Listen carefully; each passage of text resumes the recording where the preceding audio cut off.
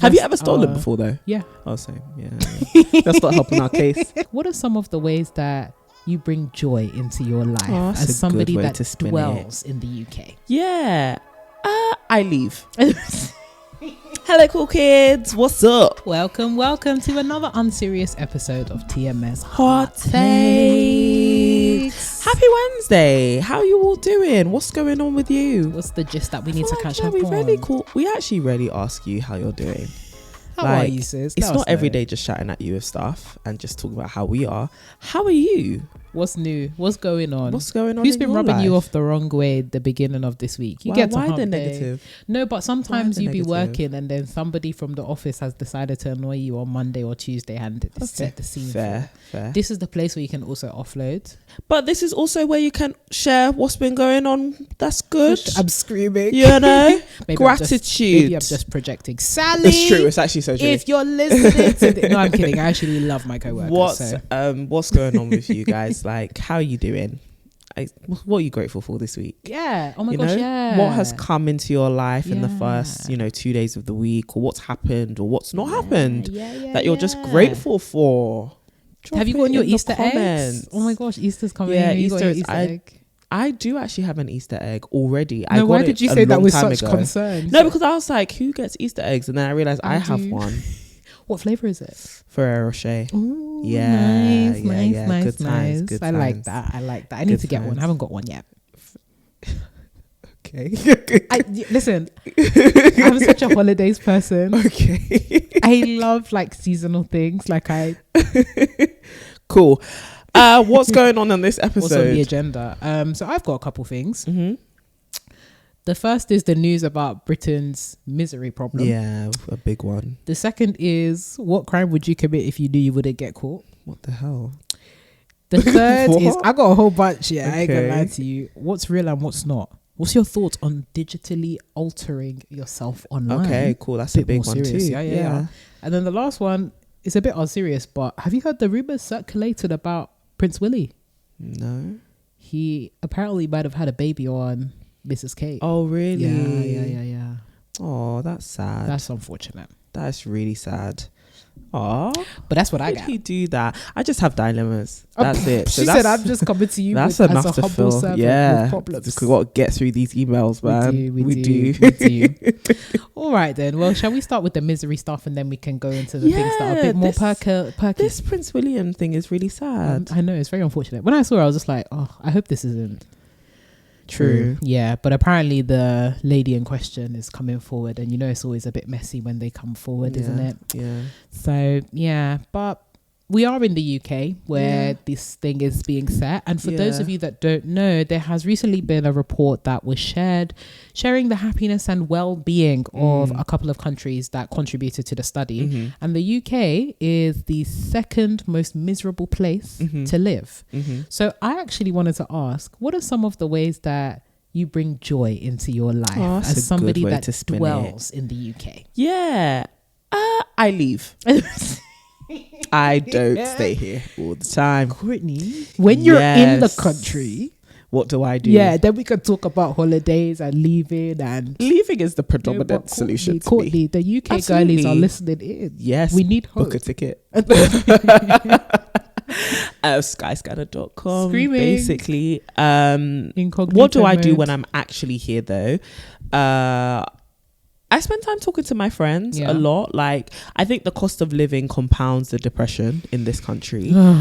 So to leave and do stuff, whoa, that's a big commitment. It is, yeah. So I FaceTime my friends. We talk on the phone. I watch my programs. Yeah, you have to, here don't and you? there. I pray. I pray and I cover my mind in the blood of Jesus. Hallelujah. Yeah, but also just try to find small. It's like in our recent episode about like our Q1 update, it's finding those moments of joy.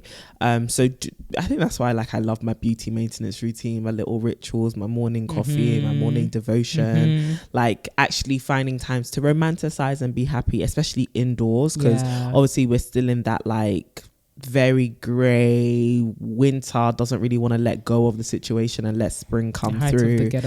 So because outside is very grey, I tried my best to make, you know, my home and my room, my little sanctuary. And I've been making new connections with people, which has been nice. I like having conversations with people. So I like that my little extroverted side comes out as well. Find activities you can do. London is actually full of a lot of cool stuff. I don't know about like other places in the obviously there are other places in the UK that have cool stuff. Of course. Your major cities and stuff, but like I don't know about where you are from, if there's stuff you can do, but like try and find activities and things that you can participate in. I love a good bowling, different kind of little things that you can do. Find an activity. Go to the nice places of the city. I love a walk alongside Tower Bridge, central sides, you know. But this country is quite saddening, isn't it? Cook, guess if you like food, don't eat too much because that could You're lead such to an another auntie. depressive That was issue. such an auntie. You should cook. Yeah, no, because I think a lot of us like we lean to our coping mechanisms when. So even the whole, like, I love watching films. You guys know, like, I'm a film buff. I absolutely love watching films. But, like, sometimes sitting at home and binging a whole, you know, series of Netflix, you know, all of that kind of, what do they call it?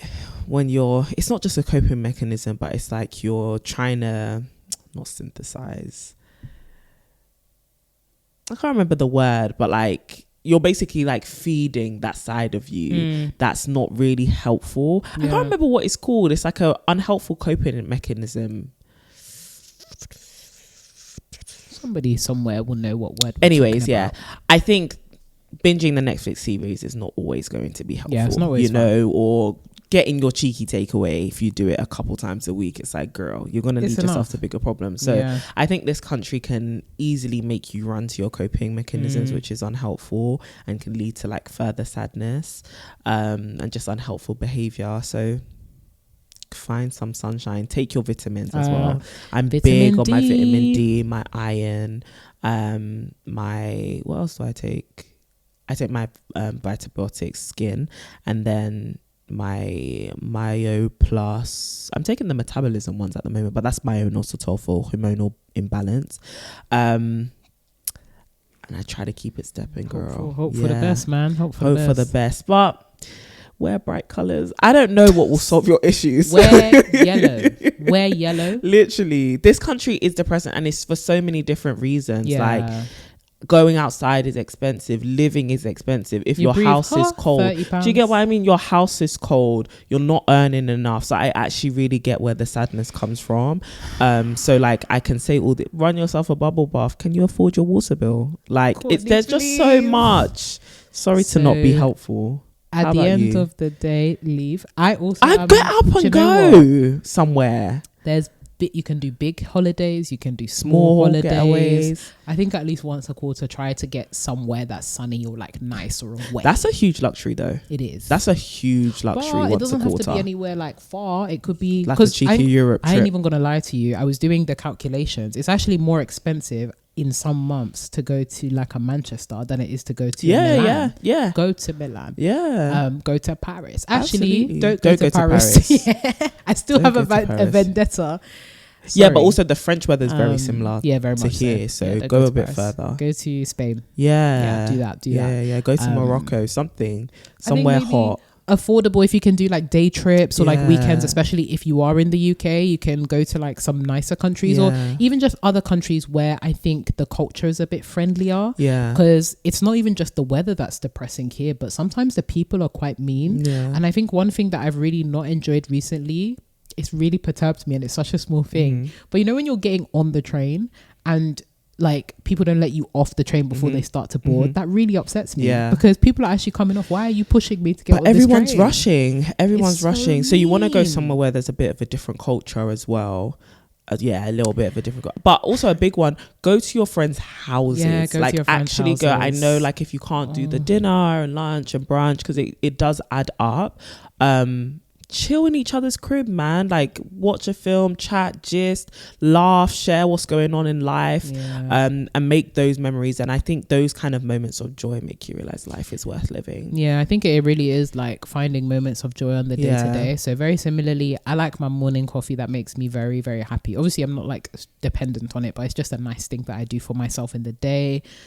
I like reading, like escapism. Sometimes when you can't go somewhere physically, at least go somewhere mentally. Just read some heavy fantasy books, but don't turn into, you know, maladaptive daydreaming as the girls are now finding problematic. You find one coping mechanism and then people will find an issue with it. It's entirely too much. And I think like you can do some of the other stuff in small doses. So like the takeaways, like I do like a cheeky takeaway every now and again, but I know that obviously if I'd be doing that like 5 times a week, like it's just going to have a rebound effect anyways.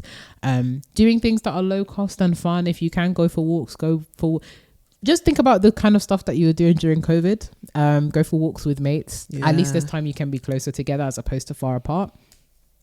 Cook for each other. Yeah, because that's cheaper than going out. Some of these brunch places, you guys are taking the mickey and it's not nice. You need went to a really nice place on the weekend. With Lamade. It was called Mojo's Brasserie. It's in Woodford. Very, very nice. Very nice food. Very affordable for brunch. We need like Essex. We need an affordable, because some of you, especially in London at least, you have all of these like retro brunch places, but it's like, why are the plates so expensive? I don't like it. And it's not filling or good. So maybe cook, or even just, you know, grab a couple of bits and pieces. If the weather permitting is nice, go for like a nice picnic, lunch break type situation. That's also really helpful. If you want to do something more active, do ClassPass.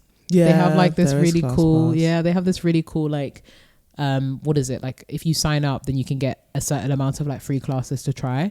So my brother's actually been doing that recently. I'll open up his like Instagram or like his story or whatever, and he's like, hey guys, just went for a spin class, and I'm like, but why? He's like, ClassPass, or like, I just went and did some yoga. I was like, okay, good for you, love that. Me too, I need to join.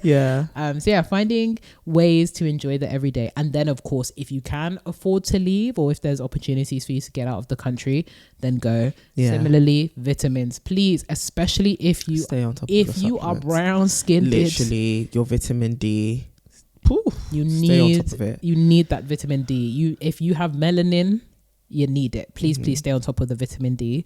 Drink your water, pray, listen to sermons about happiness and joy and purpose and all that kind of stuff, and I hope that you will prevail.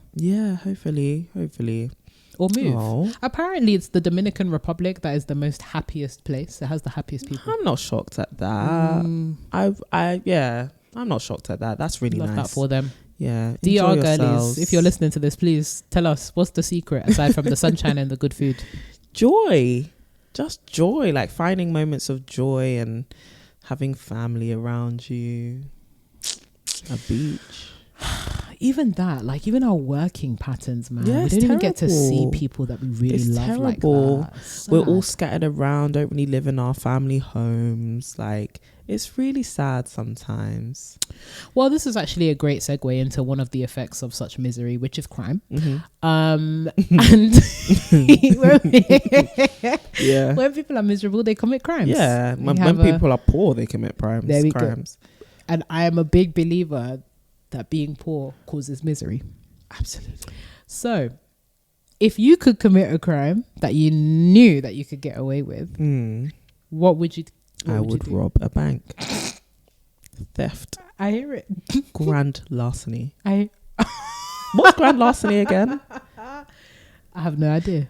Whatever the highest form of theft is, I would steal. No, stop. It's the way that you said it with I would steal. Larceny is a crime involving the unlawful taking or theft of the personal property of another person or business. Boom, bam.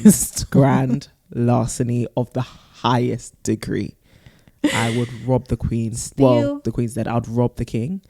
Screaming. I don't know. I would. The CIA is listening to this right now saying, yeah. I'm not going to do it. Got him. I'm not going to do it. God is, I fear the Lord too much. But I would steal from a bank. 100. I don't know who would not. Yeah. What would you do? Yeah. Mine is that. Yeah. What?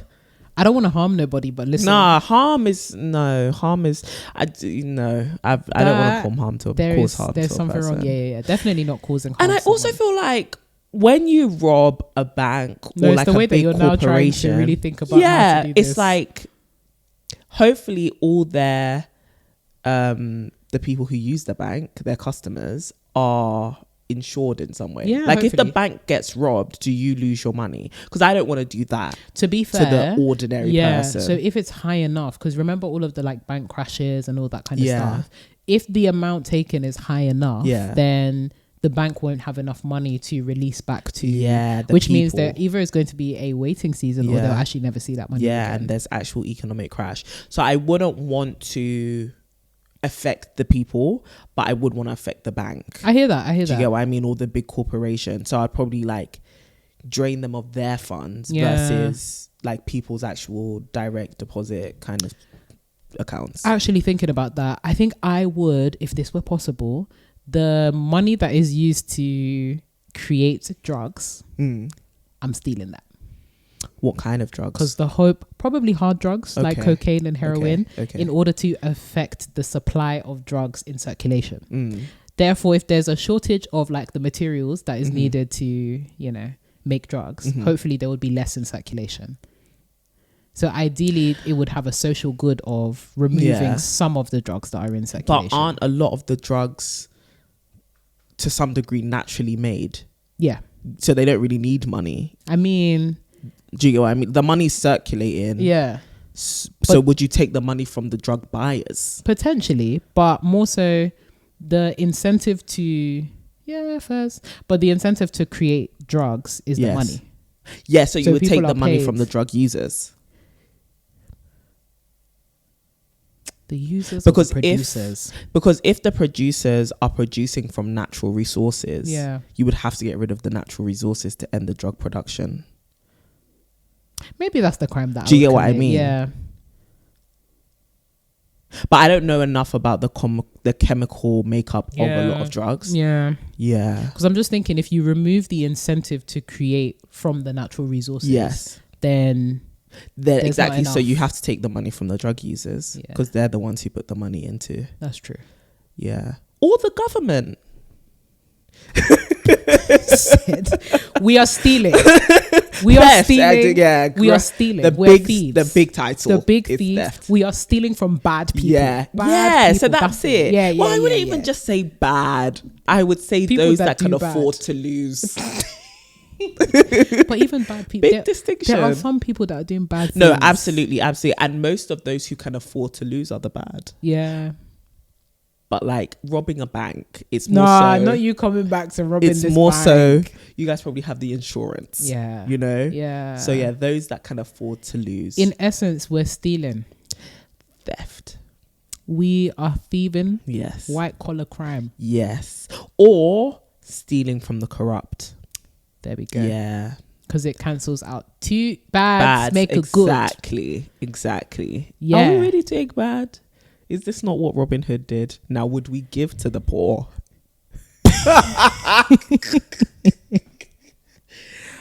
That's the moral conundrum. The moral conundrum. Baby, let me pay my rent. Yeah, I'm kidding. I mean, it depends on the amount. Like, if I've stolen £1,000, that's not even theft worth doing. If I've stolen £1,000, there ain't nothing to distribute. £1,000 will be gone like that. That ain't not a single thing to distribute. I couldn't even live in London for more than 2 weeks. Literally. If we're talking a couple millions. Yeah, I think we'd give. If it was billions, I might buy a country. That's fair. And try and radically change it so that people have better options. Yeah, because there's quite a few countries where their GDPs are lower than the amount that billionaires have. And I'm just that's not right. Yeah, theft. In essence, but then theft. sorry to get all philosophical, but isn't that the reason why you'd be able to buy it in the first place? This is true. Yeah. But initial corruption. Yeah. Long-term gain. Fair enough. Yeah. Because there ain't no billionaire. I ain't seen no billionaire saying I'm going to go and buy Nicaragua. No, but they have their islands. They do. Yeah, they have their islands. Do. Jeffrey Epstein. But like a Richard Branson, there are loads of like families with generational wealth that owns an island. That own islands. Sorry. Problematic stuff. Or is it problematic?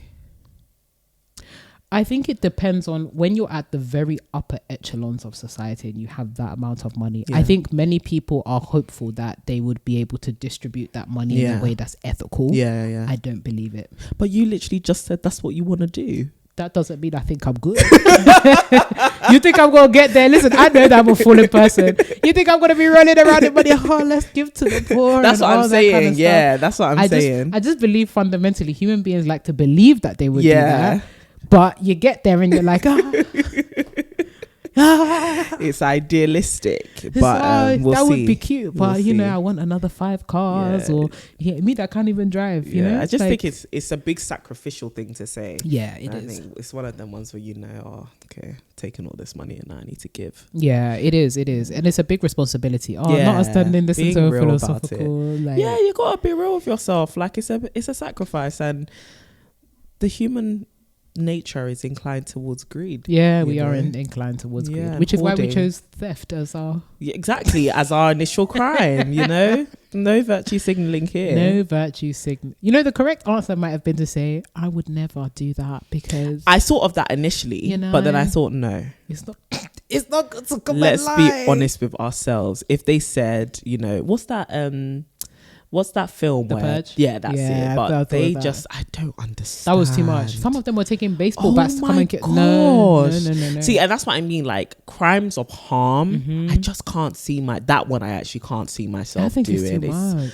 Somebody's giving you a free pass, and instead of you to go and rob, you are going to kill. It's too much. Jeez, it's just too much. But then, you know, the feet of the cross is level ground. Are you gonna be next to some interesting characters? I tell you. You know. So yeah. Turn around and say, "Didn't you use a baseball bat?" There are no greater. That is so funny, sisters. I'm so interested. Like, if you could pick a crime. Yes. Not saying that you will. No. Okay, this is a free pass. Yes.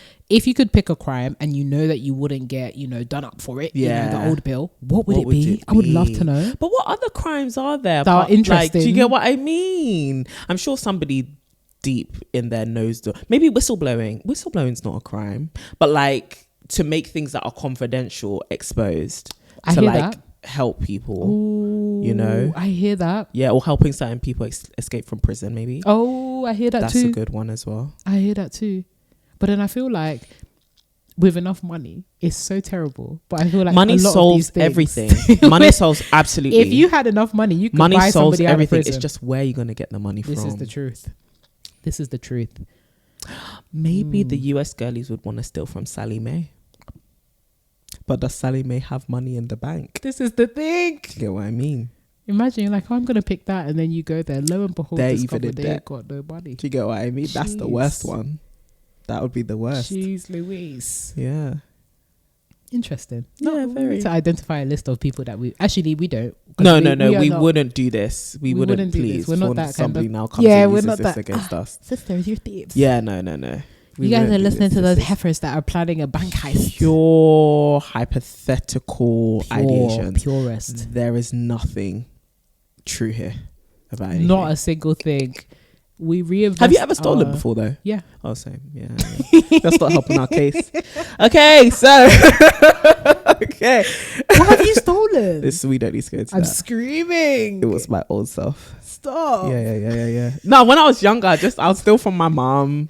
I stole for a chocolate bar from a corner shop and I got banned. That kind of stupid stuff. I stole I stole from clothing shops quite often actually. Sorry, do you know how funny that is? Just gotta be real. I used to steal magazines. What the hell? I know, man? I'm such a loser. What?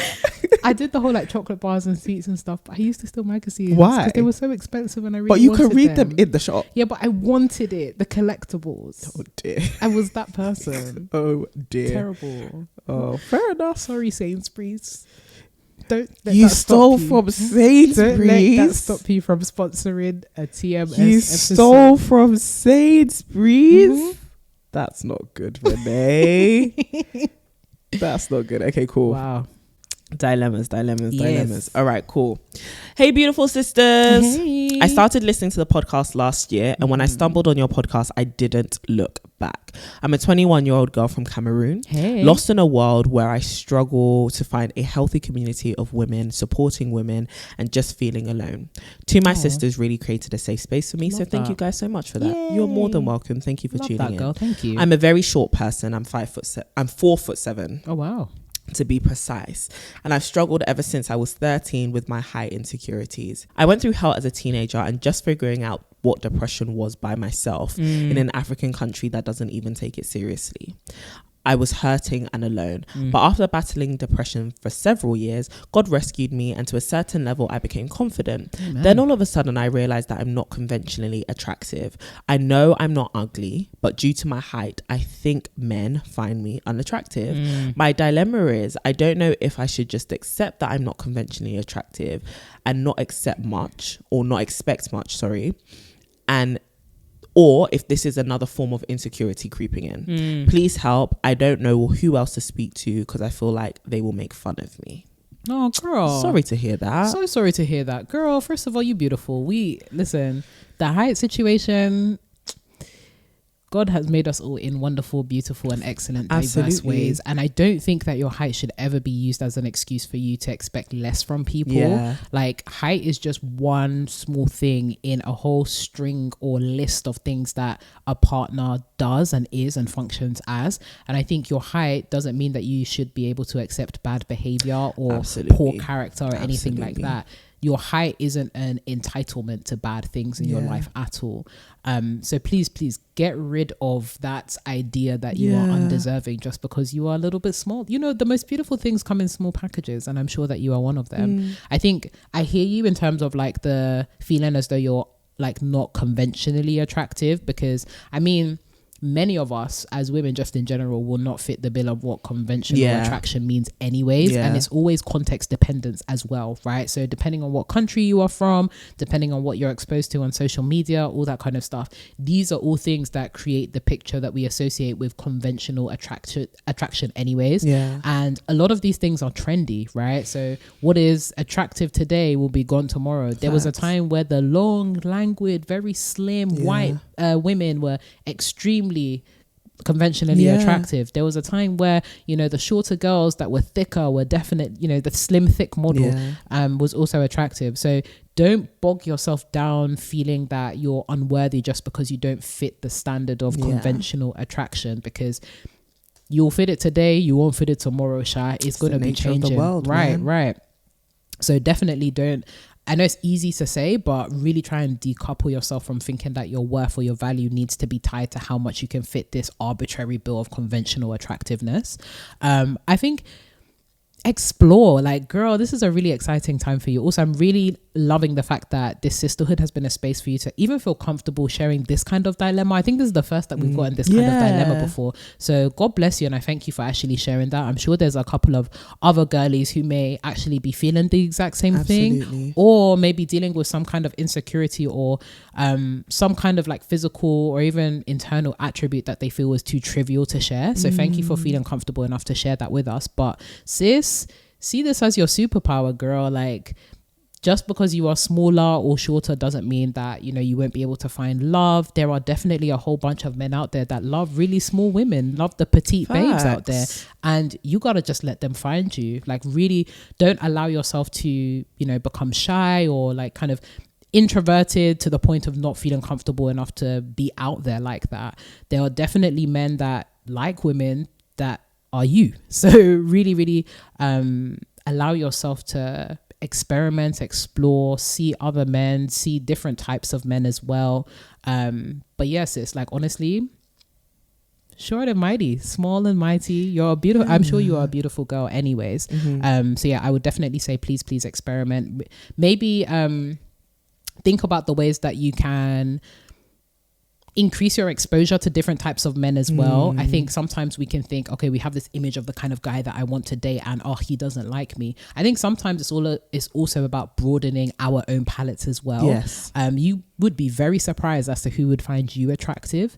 So I would definitely encourage you to experiment when it comes to guys as well, and actually lean into the fact that you are small. Like it's a beautiful thing, like genuinely a beautiful thing. So lean into the fact that, you know, you are small but mighty. Lean into the fact that you probably have other beautiful features as well that you might want to accentuate, and really, really explore when it comes to the dating scene. But this is not like any kind of disadvantage whatsoever. No. I'm sure there's probably some guys that may be thinking, oh, you know, maybe I would like a taller girl. It is what it is. Definitely do not allow yourself to feel insecure or feel that you should hold yourself back just because you're smaller. Like, trust me, girl, like there is a whole host of guys that would literally be lining up, Sha. Absolutely. Like, liberate yourself. Absolutely. I completely agree with that. Like, as somebody who has had high insecurities as well, just on the opposite side of the spectrum, being so tall.